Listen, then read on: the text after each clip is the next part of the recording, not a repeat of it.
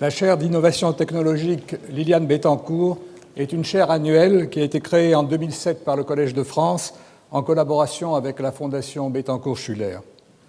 J'ai le plaisir de saluer la présence parmi nous aujourd'hui à l'occasion de cette leçon inaugurale, Madame Bettencourt-Meyers et Monsieur Meyers. Le Collège de France invite chaque année, donc, dans le cadre de cette chaire, une personnalité scientifique pour y donner un cours sur un aspect majeur de l'innovation technologique. Il peut s'agir de l'élaboration de nouveaux procédés industriels issus de recherches fondamentales, du transfert du savoir scientifique aux applications industrielles ou de la création d'entreprises de type start-up permettant de commercialiser ces applications.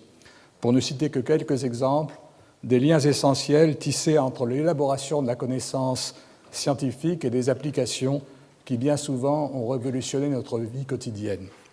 Les précédents titulaires de ces chaires nous ont parlé de recherche sur les médicaments, de révolution numérique, de nouveaux procédés de diagnostic industriel ou médical, de nanotechnologie et d'innovation biomédicale.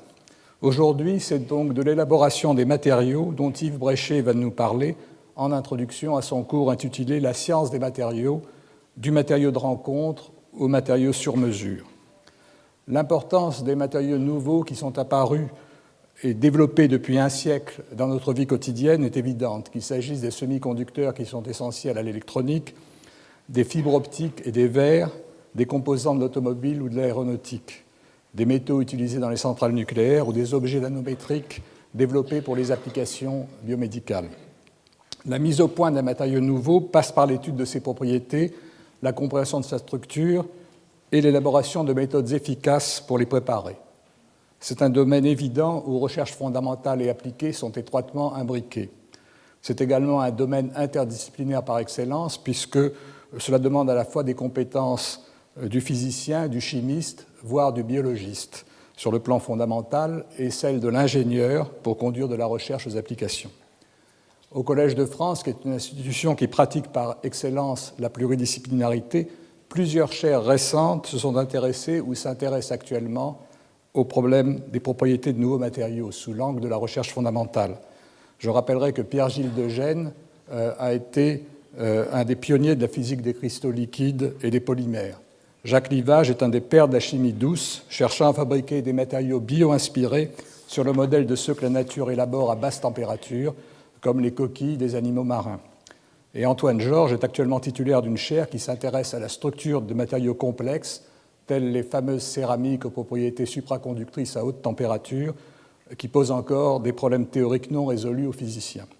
C'est dire que le Collège de France est l'endroit idéal pour accueillir une chaire d'innovation technologique s'intéressant à la façon dont les recherches fondamentales sur ces matériaux cruciaux pour le développement de notre mode de vie finissent par aboutir à des applications et à des utilisations concrètes. Yves Bréchet, vous êtes certainement le scientifique idéal pour occuper cette chaire et nous parler des nouveaux matériaux sous les différents angles que j'ai évoqués. Ancien élève de l'École polytechnique, vous avez été orienté vers la science des matériaux par notre collègue Yves Quéré. Vous avez obtenu votre doctorat de l'université Joseph Fourier de Grenoble, où vous êtes devenu professeur avant de devenir membre de l'Institut universitaire de France. Votre spécialisation dans le domaine de la modélisation des matériaux, et plus particulièrement des métaux et des alliages, vous est venue d'un goût prononcé pour l'interdisciplinarité et de votre volonté de combiner la recherche fondamentale avec une vision d'ingénieur. Vos travaux ont eu comme point commun d'extraire des questions industrielles les verrous scientifiques essentiels qui nécessitent une recherche fondamentale pour progresser dans le développement de matériaux de plus en plus performants. Théoricien et spécialiste de modélisation numérique, vous êtes toujours resté en contact étroit avec les expérimentateurs et les ingénieurs. Votre notoriété, qui vous a valu d'être nommé comme conseiller scientifique de nombreuses entreprises industrielles privées et d'établissements de recherche publique, a été reconnue en 2010 par votre élection à l'Académie des sciences. Vos études sur le vieillissement des matériaux, en particulier celui des métaux qui sont utilisés dans la construction des centrales nucléaires, ont été particulièrement appréciées par le CEA. C'est sans doute l'une des raisons de votre nomination en septembre dernier comme haut commissaire à l'énergie atomique. Il s'agit là d'un poste de très grande responsabilité auquel vous avez accédé après que le Collège de France vous ait proposé d'occuper cette chaire donc d'innovation technologique. Et nous vous sommes particulièrement reconnaissants d'avoir maintenu votre engagement à effectuer cet enseignement malgré les grandes responsabilités que vous devez maintenant assurer. Donc je suis heureux de vous donner la parole pour cette leçon inaugurale. Merci.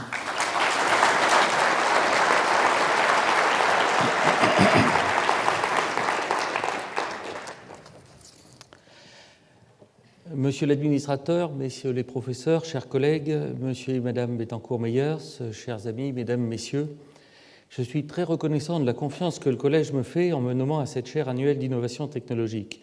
Et je suis conscient de l'honneur qui m'est fait et intimidé par la charge. Il est intimidant d'avoir à enseigner à tous la science en train de se faire dans quelque discipline que ce soit. D'être à ma connaissance le premier métallurgiste invité depuis 1530 à le faire ne fait rien pour détendre l'heureux élu. La chaire Liliane Bettencourt sur l'innovation technologique est un pari audacieux de rapprocher la science en train de se construire de la technologie en train de se faire. Quand Pierre-Louis Lyons a prononcé mon nom, il ajoutait à cette singularité dans le paysage académique français le fait de demander à un scientifique des matériaux, discipline qui n'existe pas en France en tant que telle, et qui plus est des matériaux de structure, matériaux si familiers qu'on les considère habituellement comme une donnée de notre quotidien et non comme un objet de recherche, et circonstance aggravante à un métallurgiste, discipline dont on parle quand il s'agit de repeindre en verre les hauts fourneaux de Florange. Il pensait sans doute au mot de Bourdieu qui disait « Je crois que le collège sacralisait les hérétiques ». Ma tâche ce soir est de vous convaincre que les matériaux de structure en général et les alliages en particulier sont une formidable source d'innovation technologique et une mine de questions scientifiques profondes. Je ne vous cache pas que je suis particulièrement impressionné d'avoir à donner cette leçon inaugurale. Il est rare, sauf cas de schizophrénie avancée, de donner des cours au rayon de sa bibliothèque. C'est pourtant cette étrange sensation que j'ai eue en regardant la liste de mes illustres confrères. Soit que j'ai suivi leurs cours ou appris la physique et la chimie dans leurs livres, comme pour Philippe Nozière, Claude Cohen-Tanouji ou Jean-Marie Laine, soit que j'ai eu à les fréquenter dans des comités d'évaluation, comme Pierre-Louis Lyons ou Jacques Livage, soit que j'ai une admiration profonde pour leurs travaux, pour ceux qui sont de ma génération, comme Marc Fontcave, Clément Sanchez, Stanislas Dehaene ou Jean-Marie Tarascon. Ou enfin, parce que depuis mon adolescence, je me suis nourri de leurs livres sans les avoir jamais rencontrés en personne, comme Jean Delumeau, Jacques Bouvresse, Paul Venn, Jacques Gernet, Yves Bonnefoy, François Jacob, Emmanuel Leroy-Ladurie. Je serais heureux si, à l'issue de cette leçon inaugurale, j'ai pu leur rendre, en leur parlant d'une discipline qui n'est pas la leur, un peu du plaisir que j'ai eu à profiter de leur fréquentation livresque. Alors, le thème de cette leçon inaugurale, la science des matériaux, du matériau de rencontre au matériau sur mesure, je l'ai conçu comme une visite dans l'ensemble des matériaux, d'une part, et dans l'ensemble des cours qui vont suivre cette leçon inaugurale. Alors, on va juste commencer par ce simple diagramme. Alors, je ne vous demande évidemment pas de le lire, sinon on n'en sortira pas. Vous savez, comme moi, qu'on parle des âges des matériaux, en commençant par l'âge de pierre, l'âge du cuivre, l'âge du bronze, l'âge de fer, l'âge de l'acier. On peut penser que le XXe siècle aura été, la première moitié du XXe siècle aura été l'âge des polymères. Peut-être peut-on penser qu'on est dans l'âge du silicium. Les révolutions technologiques sont rendues possibles par le développement des matériaux et des ressources énergétiques. On pourrait construire de la même manière un âge du four avec différents types d'énergie qui permettent d'élaborer les matériaux. Une chose qui est importante, c'est de retenir que l'on ajoute au menu des matériaux plus que l'on ne remplace. C'est-à-dire que le monde des matériaux s'enrichit au fur et à mesure de l'histoire de l'humanité. Alors, le monde des matériaux, on a coutume d'avoir trois grandes familles, la famille des métaux et alliages, la famille des verres et céramiques, la famille des polymères et élastomères, ce à quoi vous pouvez rajouter les matériaux naturels, dont je vous parlerai en fin de leçon, et les mousses, qui sont des matériaux assez particuliers, qui sont de la matière plus rien. Ces différents matériaux peuvent se marier ensemble et donner des matériaux composites. Si je regarde ce diagramme-là, ce qui fait que tel ou tel matériau est dans telle ou telle bulle, dans tel ou tel ensemble, c'est la liaison chimique qui lie les atomes entre eux. Alors, on doit se poser la question de ce que nous dit la liaison chimique, mais ça n'est pas tout. Il faudra aussi se poser la question de ce que nous dit l'ordonnancement des atomes. Et vous verrez qu'une des caractéristiques de l'étude des matériaux, et notamment des matériaux de structure, est ce que nous dit les défauts dans cet ordonnancement. Alors voilà ce qui va nous servir de ligne de lecture, de fil rouge dans l'ensemble des cours, c'est partir du matériau de rencontre, c'est-à-dire la manière dont on était lié aux matériaux au tout début de notre histoire, et aller vers où on en est maintenant, qui est la logique du matériau sur mesure. Et cette évolution, au cours du temps, traduit une exigence de multifonctionnalité croissante, mais voit aussi apparaître de plus en plus l'importance de la modélisation comme outil de fabrication d'idées ou de fabrication de matériaux. Alors, le plan de la leçon inaugurale sera le suivant. Je vais d'abord commencer par une étude rapide de l'évolution dans les usages des matériaux, et on va essayer de passer du savoir-faire à la science. Ensuite, je vous parlerai des stratégies de développement de matériaux à haute performance, et vous allez voir ce que j'entends par matériaux à haute performance.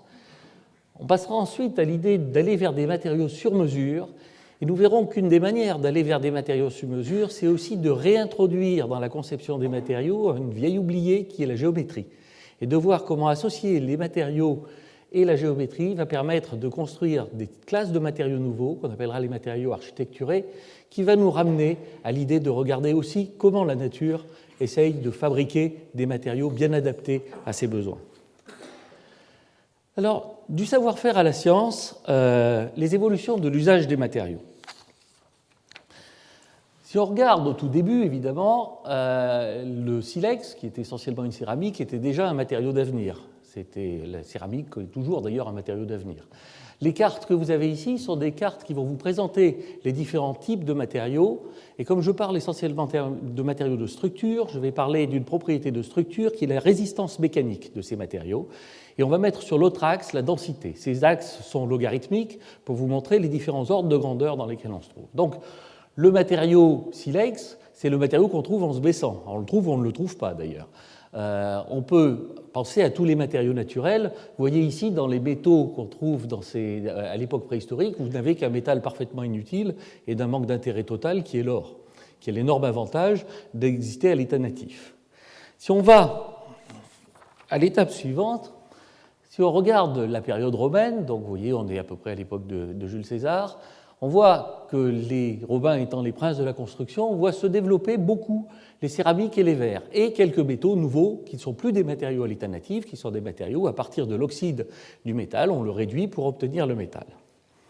Si je continue ma progression dans le temps, arrivons à la fin du Moyen-Âge. La fin du Moyen-Âge, le Moyen-Âge, du point de vue de la science des matériaux, a été très peu innovant en termes de matériaux nouveaux. Par contre, il était extrêmement innovant en termes d'utilisation des matériaux, en termes de mise en œuvre des matériaux. Alors, je vous ai mis ici 3 cathédrales, la cathédrale de Reims, la cathédrale de ma ville natale, Clermont-Ferrand, et une église en bois de Norvège. Le thème que j'aurais envie de dire, c'est qu'on fait comme on peut avec ce qu'on a, essentiellement. Et suivant le type de pierre qu'on a, suivant le fait qu'on a de la pierre ou du bois, on va utiliser le matériau qui est disponible.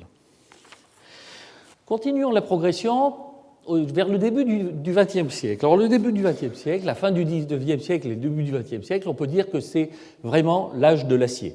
C'est l'endroit où l'acier est devenu le matériau de structure essentiel, et je dirais que l'acier est au matériau de structure ce que le silicium est au dispositif. C'est vraiment le cœur de ces domaines industriels.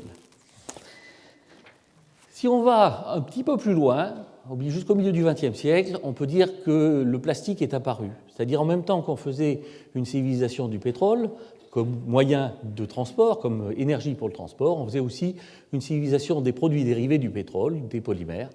Et on voit apparaître ces polymères comme des matériaux nouveaux dans ce panorama. Et là maintenant, on va arriver aujourd'hui. Aujourd'hui, vous voyez, c'est tout simplement, ça a explosé. Il y en a partout.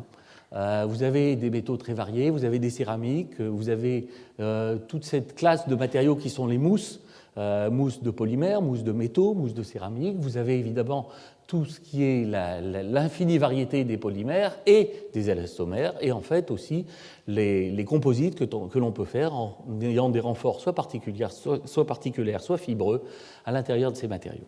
Alors là, on se trouve devant une situation où au fur et à mesure qu'on a rempli l'espace des matériaux, on paye le prix de ce qu'on a obtenu, c'est-à-dire qu'on est placé devant l'embarras du choix. On est obligé de choisir le meilleur matériau possible pour un cahier des charges donné. Donc la situation actuelle, en ce qui concerne les matériaux de structure, c'est à peu près 50 à 80 000 matériaux disponibles pour l'ingénieur, à peu près 3 000 procédés de fabrication et de mise en œuvre. Une autre caractéristique, c'est qu'on a une situation qui est hautement compétitive entre les différentes classes de matériaux. Vous regardez n'importe quel domaine applicatif, regardez l'emballage, regardez l'automobile, regardez l'aviation, vous avez des compétitions absolument féroces entre les différentes classes de matériaux. Vous avez en même temps des exigences accrues dans les cahiers des charges. Et enfin, vous avez des nouvelles demandes de la société qui conduisent à avoir une force motrice de développement amplifiée. Donc vous allez pouvoir trouver là les demandes de sûreté, les demandes de santé, les demandes d'environnement. Donc on est devant une situation où à la fois on a enrichi l'ensemble de notre menu de choix, mais on se trouve confronté à l'embarras du choix.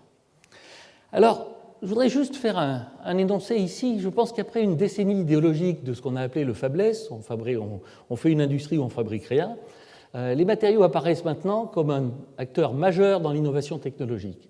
Ce sont les matériaux qui rendent les choses possibles ou qui les condamnent à rester à l'état de rêve.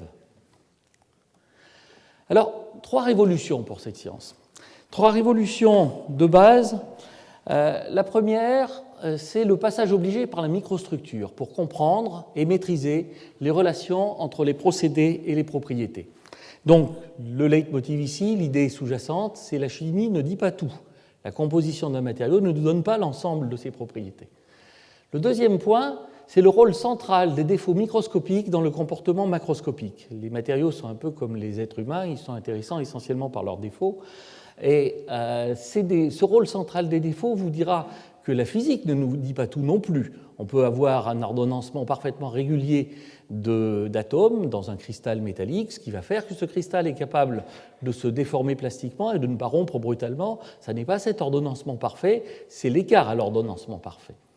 Et le troisième point, la troisième idée force que je voudrais dégager, c'est on a vu apparaître progressivement la valeur d'une approche comparatiste, aussi bien dans le choix des matériaux que dans le développement des matériaux.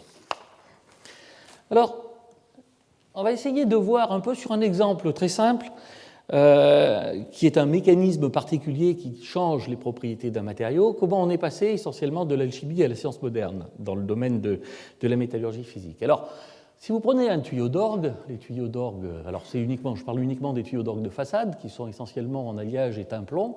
Les grands tuyaux d'orgue de façade, le traité de facture d'orgue, le classique d'Orbedos de Selle, explique qu'il faut rajouter de l'antimoine dans l'alliage étain-plomb.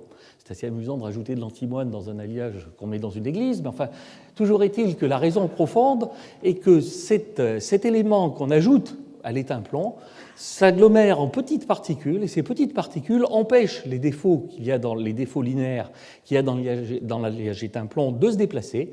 Et le résultat, c'est que, grâce à cette quantité infime d'antimoine, l'alliage étain-plomb devient plus dur, c'est-à-dire qu'il peut supporter le propre poids des très grands tuyaux. Les facteurs d'orgue savaient très bien qu'il fallait le faire pour les très grands tuyaux et pas forcément pour les petits. Alors évidemment, ils n'avaient pas la moindre idée de la raison pour laquelle ça se passait comme ça. Je vous ai donné une relecture du phénomène ici. Alors, il se trouve que cette connaissance, qui relevait à la fois de la tradition et de l'alchimie, on l'a redécouverte dans le domaine des alliages aéronautiques, où le même phénomène physique dans un autre alliage, qui sont des alliages bases d'aluminium, et on l'a découvert un peu par hasard, conduit à avoir des alliages d'aluminium plus durs que de l'aluminium pur. L'aluminium pur est d'une mollesse effroyable. Des alliages plus durs que de l'aluminium pur et qui sont la base de toutes les familles d'alliages aéronautiques qu'on a pu avoir depuis. Alors, toujours est-il que là aussi, on ne savait pas forcément quelle était la raison. Mais d'une certaine manière, on avait une approche un peu plus systématique. Alors, ce qui a permis de voir quelle était la raison, ça a été de développer des méthodes de caractérisation, donc à l'origine des méthodes de caractérisation par rayons X, mais des méthodes de caractérisation aussi par microscopie électronique à transmission, et qui ont permis d'aller voir à l'intérieur de ces alliages métalliques comment se distribuaient les différents types d'atomes. Et on a pu voir des structures extrêmement fines qui sont à l'échelle nanométrique. Chaque fois que vous prenez un avion, vous volez dans du nanomètre. Vous avez des nanomatériaux dans le renfort des pneumatiques sur lesquels vous roulez. Cette échelle-là, très fine, est la raison pour laquelle on durcit ces matériaux par un traitement thermique. Alors, ce qu'on a vu là, c'est voir apparaître la métallurgie moderne. Et la métallurgie moderne, la métallurgie physique moderne, est une discipline relativement récente. Les choses dont je suis en train de vous parler se sont développées essentiellement pour ce qui est des concepts et pour ce qui est des compréhensions expérimentales. Les bases ont été jetées dans les années 30, 40, 50. Et essentiellement, je pense qu'on continue à écrire des notes en bas de page de ces idées très intéressantes qui se sont développées à ce moment-là. Mais vous allez voir que les notes en bas de page sont assez riches et prennent une bonne partie de la page maintenant. Alors, ça nous amène à la science des matériaux. Alors, je ne veux pas oublier la métallurgie, parce que la science des matériaux de structure est d'une certaine manière une émanation de la métallurgie moderne. Et cette science des matériaux se trouve être une discipline intermédiaire. Serge Haroche l'a dit tout à l'heure, c'est une discipline intermédiaire entre les différentes disciplines fondamentales. On ne sait jamais si quelqu'un qui fait de la science des matériaux est physicien, chimiste ou mécanicien, et en fait, il est les trois à la fois sans être réductible à aucune de ces trois disciplines. Et c'est aussi une discipline intermédiaire entre le comprendre pour comprendre des sciences fondamentales et le comprendre pour faire des sciences appliquées. Donc c'est ce domaine-là que je vais essayer de regarder pendant les 8 cours qui suivront. Alors, regardons d'abord les stratégies de développement des matériaux à haute performance. Et ce que je vais faire, c'est introduire progressivement l'ensemble des cours et leur articulation logique. Alors, par matériaux à haute performance, j'entends des matériaux qui remplissent bien leur fonction. Vous pouvez avoir des matériaux à haute performance dans les canettes de Coca-Cola, vous pouvez avoir des matériaux à haute performance dans un bloc moteur d'une voiture. C'est des matériaux qui font le meilleur usage possible de la matière pour remplir une fonction. Alors reprenons notre petit fil rouge, donc du matériau de rencontre au matériau sur mesure. Je vais essayer de vous parler d'abord de l'atome au composant, c'est-à-dire de la modélisation multi-échelle. D'une certaine manière, ce sont les outils modernes de ce qu'on appelle l'alloy design, c'est-à-dire concevoir un alliage et un traitement thermomécanique d'un alliage pour un panel de propriétés données. Mais l'histoire n'est pas tout, c'est-à-dire qu'il va falloir qu'on se pose pas simplement la question des propriétés d'un petit morceau de matière, il va falloir se poser la question de savoir comment ce petit morceau de matière est mis en œuvre. Et d'autres outils de modélisation sont nécessaires, c'est ce que j'appellerais la modélisation intégrée, et c'est le versant moderne de ce qu'on appelle le process design, c'est-à-dire la conception d'un procédé sur mesure. Alors, un exemple qui résulte d'une collaboration entre différents laboratoires est l'exemple de la précipitation, la simulation de la précipitation dans des alliages aluminium avec du lithium et aluminium avec du zirconium. L'auteur de ce diagramme se trouve en bas à gauche, là, Emmanuel Clouet. Cette précipitation, vous avez le rayon des précipités en fonction du temps. Et l'idée ici, c'est d'avoir une compréhension, le traitement thermique de précipitation, comment on constitue à décomposer l'alliage, c'est-à-dire à mettre d'un côté le lithium et de l'autre côté l'aluminium. Alors, il n'y a pas beaucoup de lithium. Quand on met un peu de lithium en paquet, ça a plutôt tendance à s'ordonner. Donc, on va non seulement décomposer, mais aussi ordonner les différents amas. Ces amas vont empêcher les défauts linéaires de bouger, c'est-à-dire qu'on va avoir pour résultante le durcissement de l'alliage. Et là, c'est justement parce que ça se passe comme ça qu'on a vraiment envie de le contrôler. Alors, le contrôler, ça veut dire qu'on a envie de comprendre. Et pour comprendre ça, eh bien, on comprend bien les choses quand on commence à regarder ce qui se passe au niveau atomique, parce que c'est là où on a la maîtrise de la chose, où la phénoménologie ne vient pas masquer la physique qu'on veut mettre dedans. Donc ça, ce sont des simulations de Monte-Carlo cinétique que vous avez à gauche, qui permettent d'avoir les premiers points de rayon en fonction du temps. Vous avez aussi une étape de modélisation qui serait plus au niveau mésoscopique, c'est de la dynamique d'amas. On ne va plus considérer que l'entité élémentaire qu'on est en train de considérer, ça n'est plus l'atome. L'entité élémentaire, c'est des paquets d'atomes. On a des distributions de paquets d'atomes de différentes tailles, et on regarde comment ces distributions sont en train d'évoluer en fonction du temps. Donc ça, c'est la ligne continue. Vous voyez que la chose qui est intéressante, c'est que la ligne continue a le bon goût de se superposer avec la simulation atomique. Et là, sans aucun truandage aucun, ce qui est, ma foi, fort sympathique. Vous n'avez pas de constante de Lourdes qui vous permettent d'ajuster une courbe sur l'autre. Chose encore plus sympathique, c'est, vous voyez les petits carrés, ça c'est des points expérimentaux, qui ont en plus le bon goût de se mettre sur la courbe théorique. Alors là, c'est l'euphorie. Et maintenant, si vous regardez les échelles de temps, en fait, on peut ensuite continuer, cette fois-ci en se raccrochant à des modèles phénoménologiques plus continus, des modèles où on utilise des équations de diffusion pour pouvoir aller beaucoup plus loin en temps, voire faire des traitements qui ne seraient pas isothermes, faire des traitements qui ressemblent aux traitements industriels. Donc vous voyez un cas de figure où on a fait le changement d'échelle de temps, et ce changement d'échelle de temps nous permet de comprendre comment un traitement thermique donné conduit à une modification de l'état microstructural. Alors, le métallurgiste, c'est un animal qui vend qui ne vend pas ce qu'il fabrique. En fait, il fabrique des microstructures et il vend des propriétés. Donc ça veut dire qu'il faut qu'on comprenne maintenant comment ces microstructures sont liées aux propriétés d'usage du matériau. Alors je ne vais pas vous en parler pour cet alliage-là, mais je vais vous montrer un autre type de méthodes de modélisation, qui sont des méthodes de modélisation où le changement ne se fait pas par échelle de temps, mais le changement se fait par échelle d'espace. Alors, ce type de simulation, c'est d'essayer de comprendre un essai de nano-indentation à partir du comportement au niveau atomique. Alors, au niveau atomique, quand vous faites votre essai d'indentation, c'est-à-dire vous mettez une petite pyramide dans un métal, et cette pyramide, au fur et à mesure qu'elle s'enfonce, eh bien, elle va émettre des défauts. Et ces défauts, c'est des zones où les atomes sont mal coordonnés. Ces défauts, on les appelle des dislocations. Donc, vous émettez des boucles de dislocation. Et ce qui va vous permettre d'émettre des boucles de dislocation, c'est un critère qui se trouve à l'échelle atomique. Bon, évidemment, entre l'échelle atomique et votre aile d'avion, il y a des choses qui se passent. Donc, une fois que vous avez compris comment la boucle de dislocation est émise, l'étape d'après, c'est de dire, eh bien, je vais considérer que je vais rentrer ce critère-là comme critère d'émission d'une boucle de dislocation qui, après, va vivre sa vie. Mais elle ne vit pas sa vie toute seule, elle vit sa vie avec tout un ensemble d'autres boucles de dislocation. Donc là, vous avez à comprendre le comportement collectif d'un ensemble de défauts linéaires.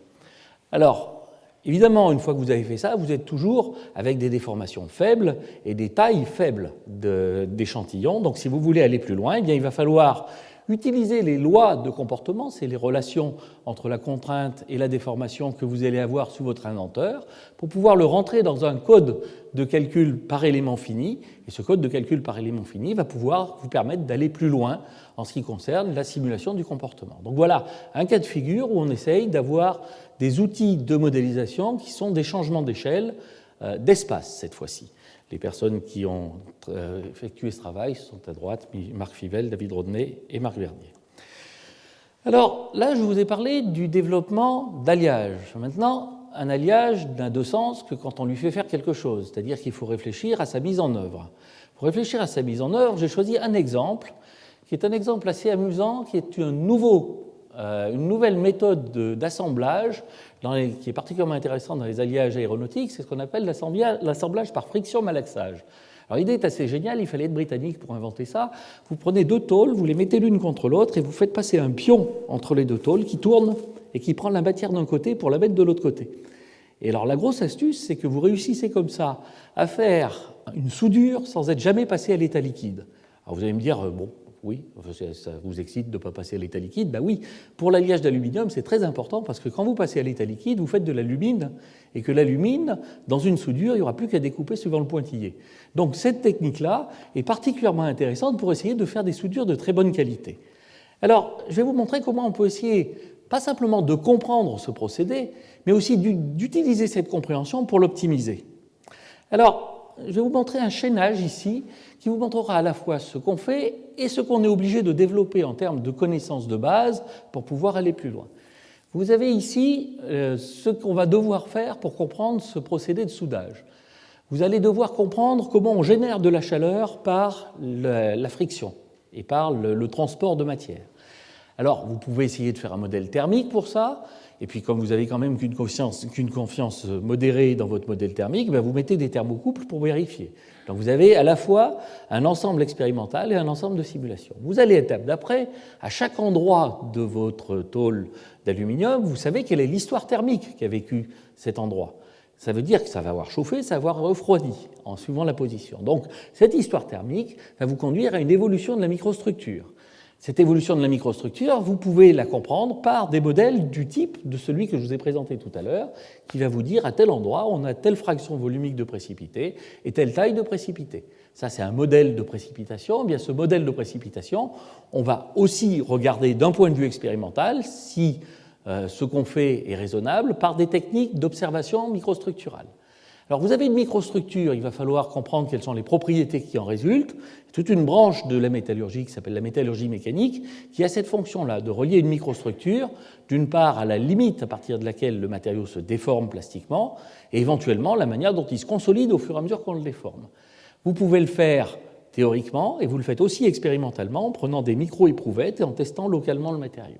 Puis vous continuez, vous avez des propriétés mécaniques locales, et vous avez maintenant une soudure où vous avez tout un ensemble de tranches de matériaux qui ne sont pas les mêmes, qui n'ont pas ni les mêmes microstructures, ni les mêmes propriétés. Donc là, il va falloir passer à des calculs de type élément fini pour essayer de comprendre le comportement de l'ensemble de cette structure. Et vous allez le faire par un calcul qui relève, là cette fois-ci, on avait commencé par parler à des physiciens, on termine en parlant à des mécaniciens. Eh bien, pour faire cette approche-là, vous pouvez le coupler avec des méthodes de corrélation d'images, c'est-à-dire vous regardez comment se déforment localement différentes places de la soudure. Alors, ça, c'est un travail de longue haleine. Vous sentez pourquoi on fait ça? Ce qui m'intéresse, c'est les propriétés globales, et ce dont j'ai la maîtrise, c'est les paramètres du procédé.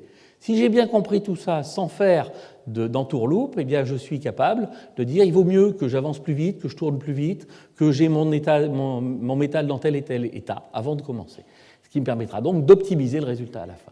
Alors, c'est ce que j'appellerais de la modélisation intégrée, à part que on ne sait pas tout. Donc ça nous a conduit à un moment de dire, eh bien, pour comprendre la consolidation au fur et à mesure que le matériau se déforme, eh bien là, il a fallu développer des modèles supplémentaires de métallurgie mécanique qui n'existaient pas, qui sont la manière dont les dislocations, les défauts linéaires, s'accumulent à l'intérieur d'un matériau polyphasé.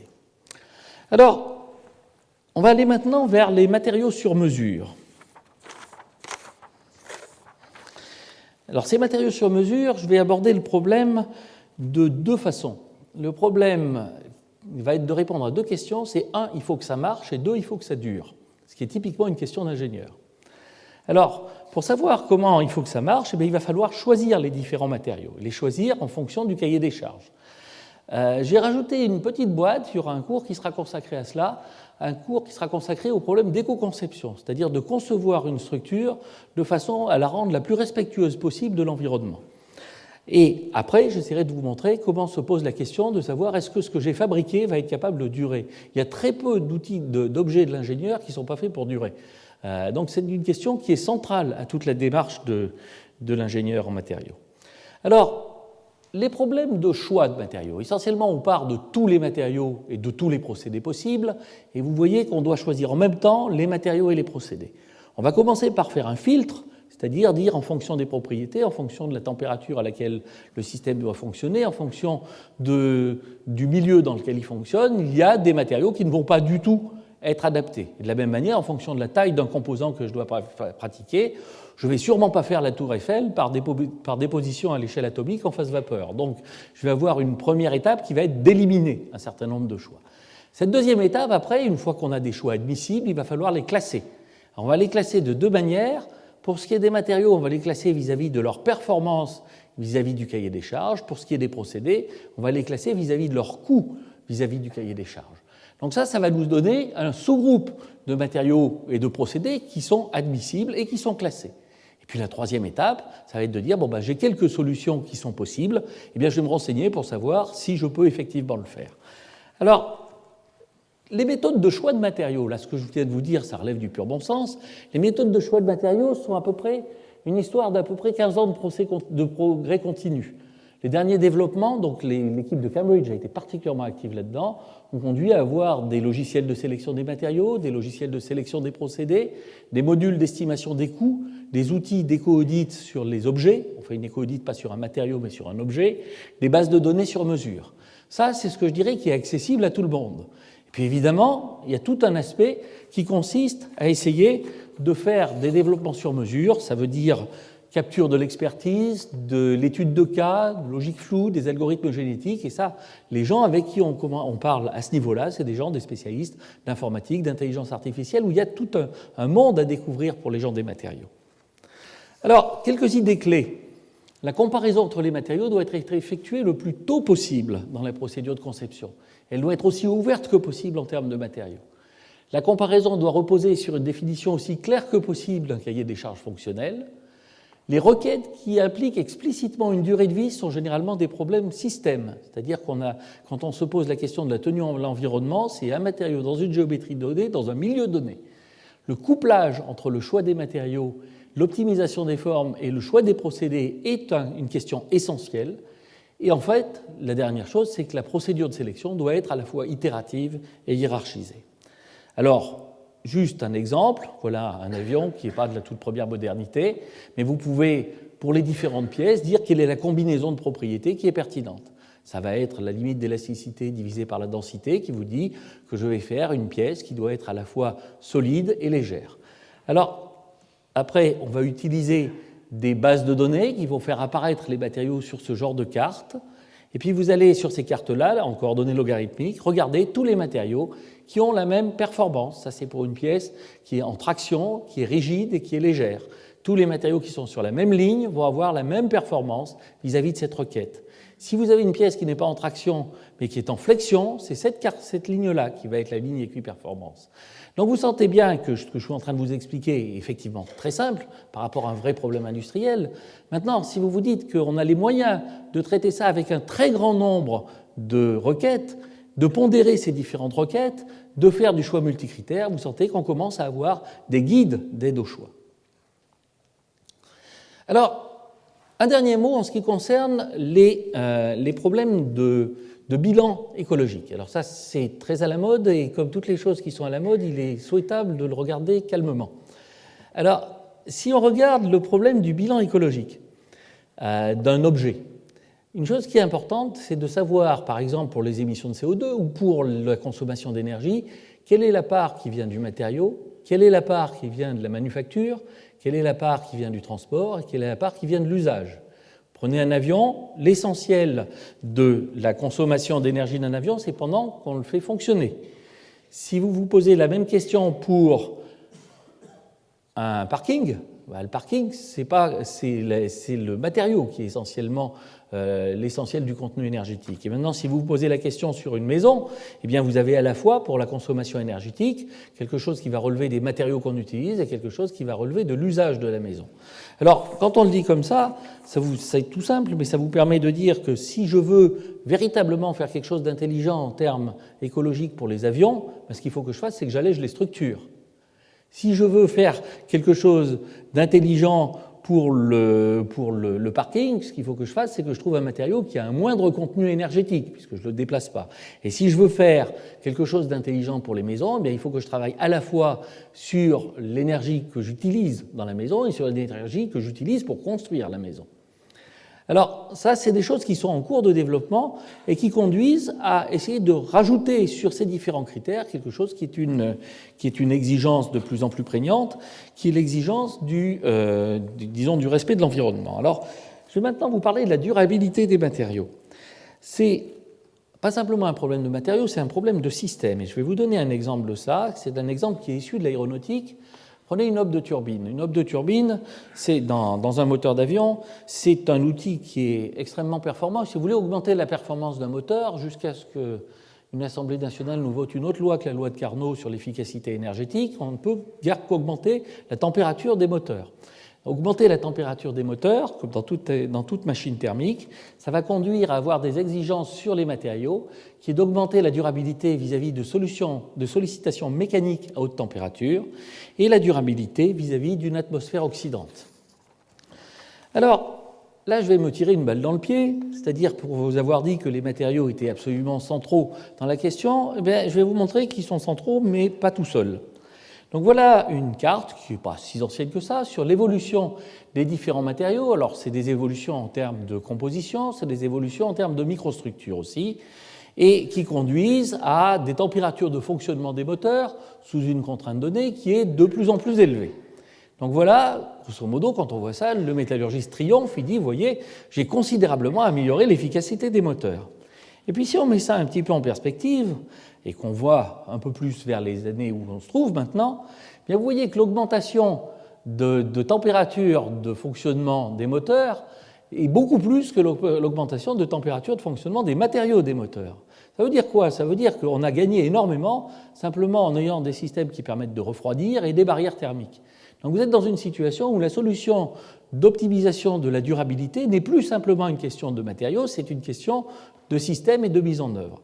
Alors quand même, c'est un cours sur les matériaux que je fais, donc je vais quand même vous dire que les matériaux ont quelque chose à dire là-dessus. Et ce que les matériaux ont à dire là-dessus, c'est développer des barrières thermiques, ça c'est un diagramme qui est du René Mevrel à l'ONERA, développer des barrières thermiques sur un superalliage, c'est un vrai problème de matériaux. Et vous voyez la multitartine qu'on va obtenir, où on va avoir des barrières contre l'interdiffusion, un réservoir d'aluminium qui nous fait une couche de protection contre l'oxydation. Il va falloir avoir une couche d'adhésion compatible avec l'alumine, tout ça sur un isolant thermique. Et évidemment, il faut que tout ça, ça résiste à l'érosion. Donc vous imaginez la tartine de multicouches qu'on est obligé de faire. Donc ça veut dire que le problème est un problème de système, mais la solution est une solution qui est une solution de procédés et de matériaux. Alors, je pense que vous auriez été déçus vu ma nouvelle fonction, que je ne parle pas du tout, au moins, enfin que je ne parle pas un tout petit peu du nucléaire quand même. Alors, je vais vous parler un tout petit peu du nucléaire dans ce que je vais appeler les conditions extrêmes. Il y aura un cours et un séminaire qui sera consacré à cela. Quelles sont les spécificités scientifiques de la science des matériaux en environnement nucléaire? Alors, c'est Georges Martin qui m'a appris ça, il y a pas mal d'années maintenant. Les effets de l'irradiation, c'est probablement ce qui peut arriver de pire à un matériau solide. Parce qu'on secoue toutes les briques élémentaires, on secoue tout ce qui fait qu'un matériau est un matériau. Vous allez perturber l'ordre atomique en créant des défauts de structure, vous allez perturber la chimie, éventuellement en faisant des transmutations, et vous allez perturber le transport des atomes en les forçant à bouger et en les secouant en permanence.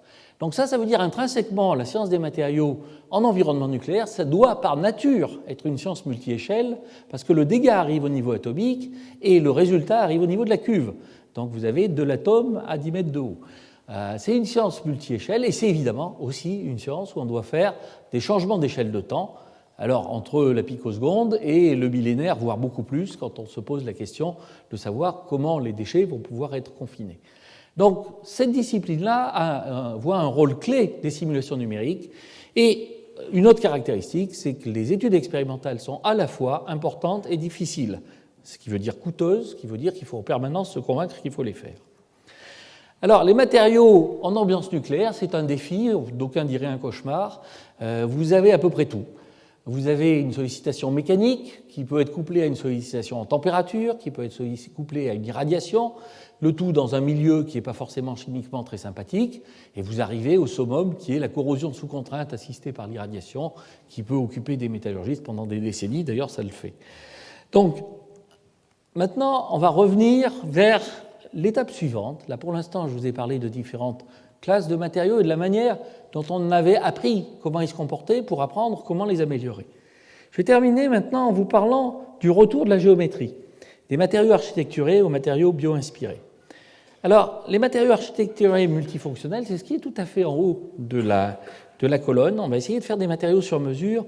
Alors, qu'est-ce que j'appelle matériaux architecturés? Alors, c'est un peu byzantin. Il y a toujours des gens qui vont se demander est-ce qu'un matériau architecturé, c'est ou ça n'est pas un composite? Bon, la manière de poser la question, c'est de dire que c'est des matériaux pour lesquels la répartition de matière se fait à une échelle comparable à l'échelle du composant et permet de remplir des requêtes qui seraient contradictoires pour un matériau unique.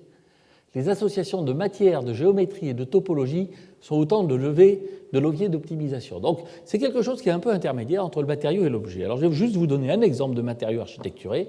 C'en est un que j'aime beaucoup, c'est celui-là.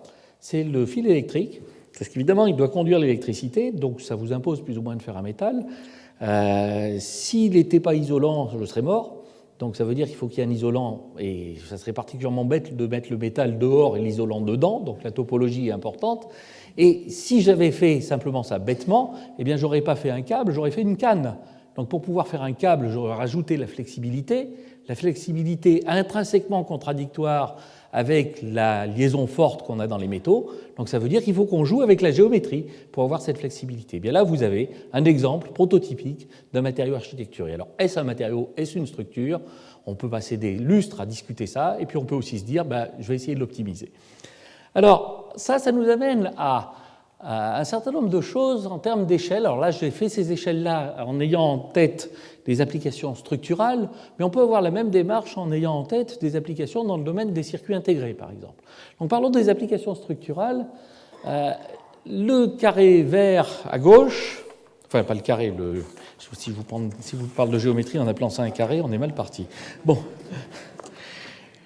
L'hexagone à gauche, c'est des échelles en dessous du micron, c'est l'échelle de la microstructure. C'est le domaine privilégié de la métallurgie physique, ça. Puis l'échelle à droite, l'hexagone rouge, c'est l'échelle de la superstructure. Regardez la tour Eiffel, c'est une manière particulièrement intelligente d'utiliser la matière en faisant des poutres qui ont des sections particulières, qui sont rangées de manière particulière pour monter le plus haut possible avec un minimum de matière.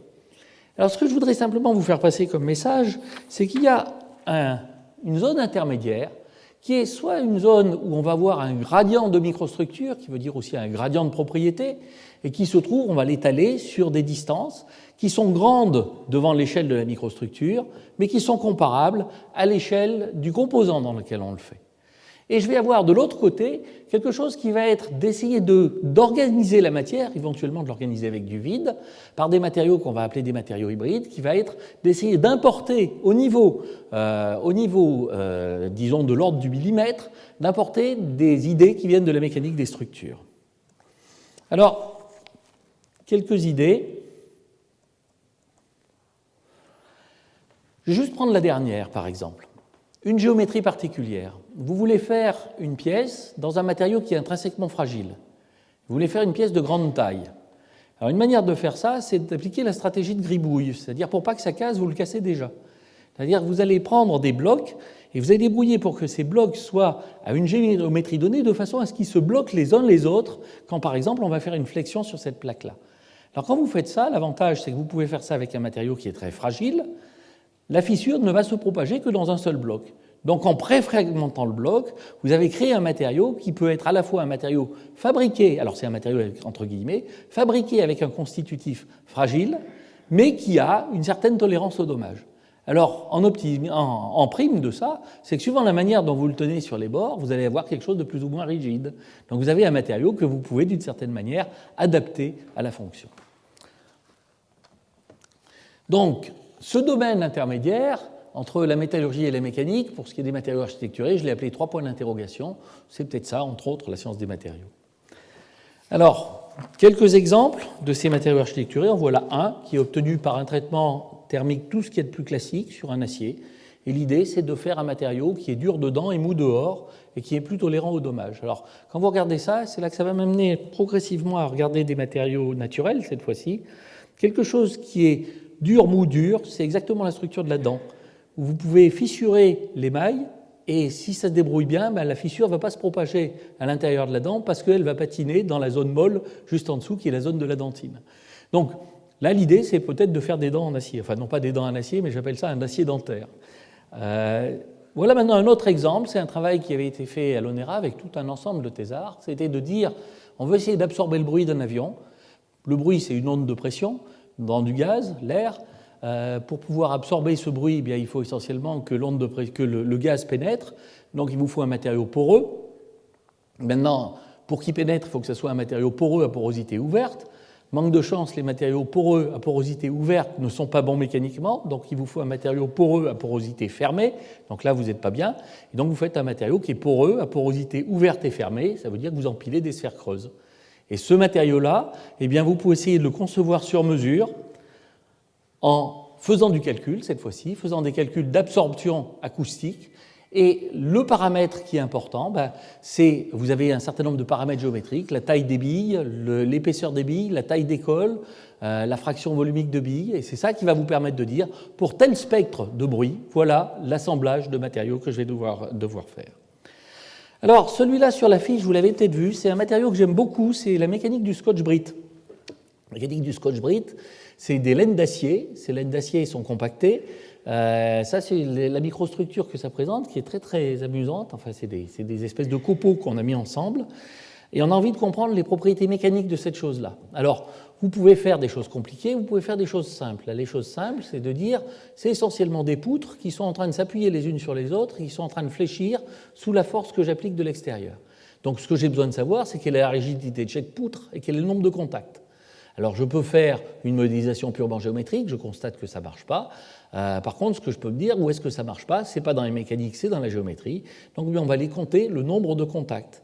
Alors, pour compter le nombre de contacts, vous faites ça au rayonnement synchrotron à Grenoble, c'est la porte d'à côté. Et donc, vous allez comprimer ça en même temps que vous le regardez par rayons X, et puis vous allez compter le nombre de contacts entre poutres. Et vous allez comme ça pouvoir construire un modèle simple entre la contrainte que vous appliquez et la déformation.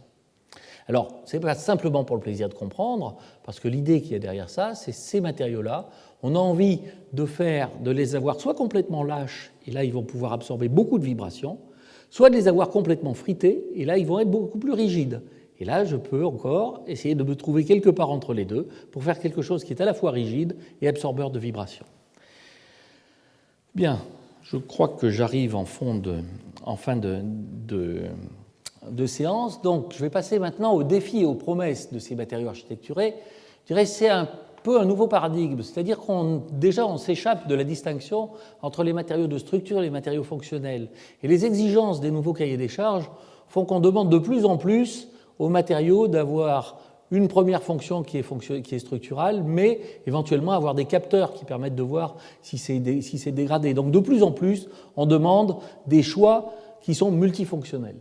C'est au-delà de la distinction entre le matériau et le composant. Vous avez vu, je dis, c'est pas très bien si on est dans un composant, une structure ou dans un matériau. Et c'est au-delà de l'identification entre la performance et la propriété. Les matériaux architecturés, c'est un domaine qui est ouvert en ce sens que là, je juste esquissé ce qu'on pouvait essayer de faire, mais se pose la question de l'optimisation des formes avec toutes les méthodes algorithmiques qui permettent d'avoir des outils d'optimisation. La question de la co-sélection des matériaux. Quand je veux avoir plusieurs matériaux ensemble, quel est l'algorithme de sélection qui va me permettre de marier plusieurs bases de données? Je vais évidemment, l'endroit où ça va faire mal, c'est quand je veux avoir des matériaux qui sont différents, eh bien, je vais avoir toute une ingénierie des interfaces à développer. Il va falloir que je comprenne comment deux matériaux complètement différents arrivent à bien vivre ensemble. C'est un champ expérimental à découvrir avec des procédés innovants. Est-ce qu'il va falloir plutôt prendre des procédés top-down ou bottom-up? Comment on va tester le matériau? Quelles sont les techniques de contrôle non destructif? C'est un champ conceptuel à défricher. Quelle approche de milieu continu pour un matériau architecturé où la distribution de matière se fait à des échelles qui ne peuvent pas être oubliées vis-à-vis de la structure?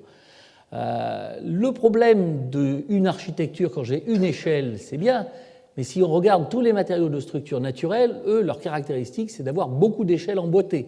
Comment je traite ce problème-là? Je peux aussi regarder des problèmes qui sont liés aux problèmes d'actuateurs et de capteurs. Un des séminaires portera là-dessus. C'est une nouvelle stratégie dont on a besoin pour réaliser des matériaux sur mesure. Alors on termine par le Graal, les matériaux bio-inspirés. Je dis bien bio-inspirés, je dis pas biomimétiques. Matériaux bio-inspirés, la différence fondamentale entre ce que fait l'ingénieur et ce que fait la nature, c'est que l'ingénieur il suit un plan et que la nature elle suit un code. Ça c'est très schématique, c'est un point de vue d'ingénieur, mais en tout cas ça veut dire que on a réussi à voler quand on a arrêté d'imiter les oiseaux. Donc je crois que c'est très très important de ne pas considérer que c'est une manière d'arrêter de réfléchir. Alors ce que je veux simplement vous montrer, c'est qu'on a une tentation. La tentation, en mettant ça dans une nutshell, c'est que la nature a relativement peu de briques élémentaires. Elle est un peu obligée. Au-dessus de 42 degrés, les choses se passent très mal. Donc ça veut dire qu'elle est plus ou moins contrainte à utiliser des matériaux organiques et à utiliser des matériaux qui sont issus des solutions ioniques. Et ça, elle est quasiment obligée de le faire.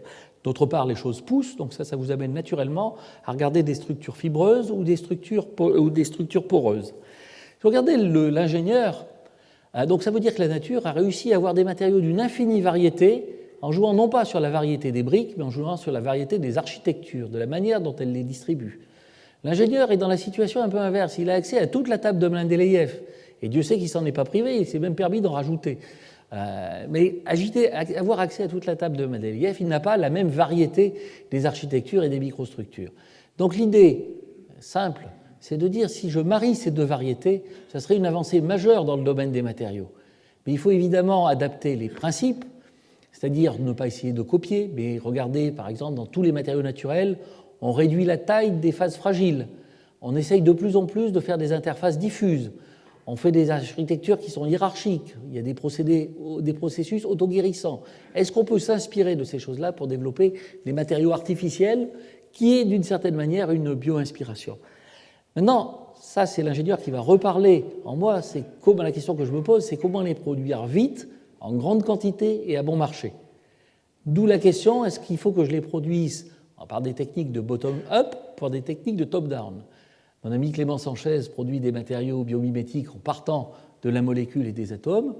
Il me semble qu'il y a une autre voie possible, pas forcément pour les mêmes applications, qui consisterait à partir du niveau macroscopique et de voir comment je peux assembler des architectures comme ça. La conclusion, une vue d'ensemble du cours. Le leitmotiv, c'est résoudre les contradictions résultant de cahiers des charges de plus en plus contraignants en essayant de faire ce chemin du matériau de rencontre au matériau sur mesure.